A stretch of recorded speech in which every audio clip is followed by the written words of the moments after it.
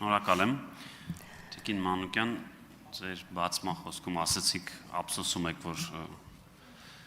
չի ընտրվել ձեզ նախորդ թեկնածուն, ես էլ ուզում եմ ասել, ափսոսում եմ, որ շուտ չէին առաջադրել ձեզ,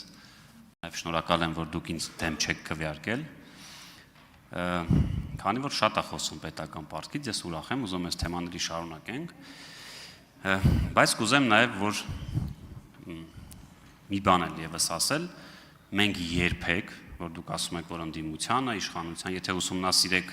մեր գործունեությունը 2018 թվականին, մենք ինքնակամ տվեցինք այս հանձնաժողով, այսինքն քաղաքական կոնսուլտացիաների արդյունքում տվեցինք ընդդիմությանը, Մանեթ Անդիլյանն էր, 2021 թվականին հասկանալի պատճառներով ավելի սրված էր մեր եւ ընդդիմության միջև խոսակցությունը,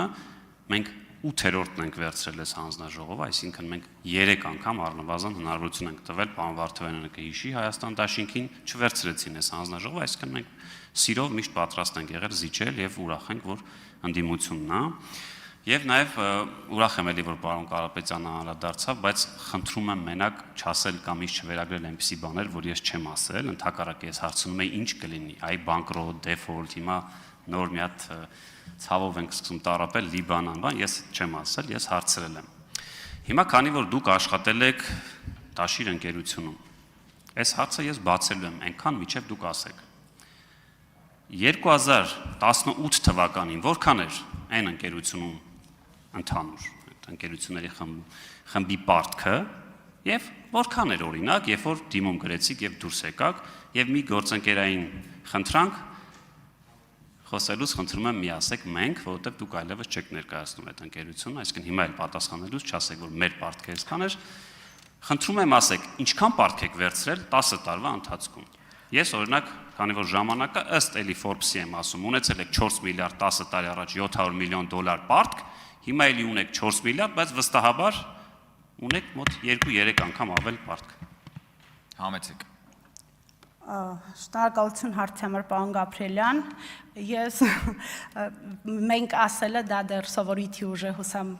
հասկանում եք, ինչ վերաբերում է պարտքի թվերին, անկեղծ ասած անգիր չեմ հիշում որքան էր 2018-ին եւ որքան է հիմա, եթե դա հետաքրքիր է, կարող եմ ուսումնասիրել, քննարկենք եւ ինչու է աճել, ինչու չի աճել, ինչքանով է դա համադրելի եկամուտների հետ, այս բանին չեմ կարող պատասխանել։ Արձագանք։ Շատ լավ, ես մտածում էի կարող ասեք առևտրային գաղտնիք է, բայց գոնե մոտավոր ասեի քանի անգամ, որքանով որ ես տեղյակ եմ, առնվազն 2 անգամ։ Առնվազն, այսինքն 18 թվականի 700 միլիոն դոլար պարտք ասելով ավարկ նկատի ունեմ նաև վստահաբար եւ կարծում եմ առաջիկայում նաև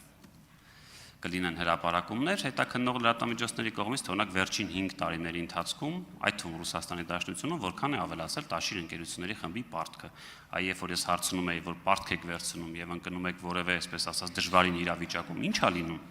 Ձեր խմբակցության ղեկավարը հարգարժան պարոն Կարապետյանը շատ լավ նկարագրեց, ասաց, սկսում ենք ես թելադրել որոշակի բաներ։ Այ ամբողջ հարցադրումը դրան էր ուղղված, ցավում եմ, որ չասեցիք, թե որքան է ձեր պարտքը ավելացել, բայց քանի որ ժամանակ կա, լավ, մի հարց էլ տամ։ Այդ որ ասում եք 0% հարկ, ուզում եմ ճշտել, որ հետագայում ելույթս պլանավորեմ։ Ժամանակավոր է դա լինելու, թե անժամկետ մենք տենց, ասենք, չգիտեմ, 40 տարով բիզնեսին թույլատրելու ենք օրական 400,000 դրամ առևտուր անել եւ հարկ չվճարել, շնորհակալ եմ։ Ինչ վերաբերում է առևտրային գաղտնիքին, պարոն Գաբրիելյան, առնվազն այն, որ դուք դրան տիրապետում եք, արդեն նշանակում է, որ առևտրային գաղտնիք չի։ 0% հարկի մասով դա, քանի որ մեր նախընտրական ծրագրի մաս էր, դա առնվազն 5 տարվա էր վերաբերում, եւ ինչպես արդեն նախորդ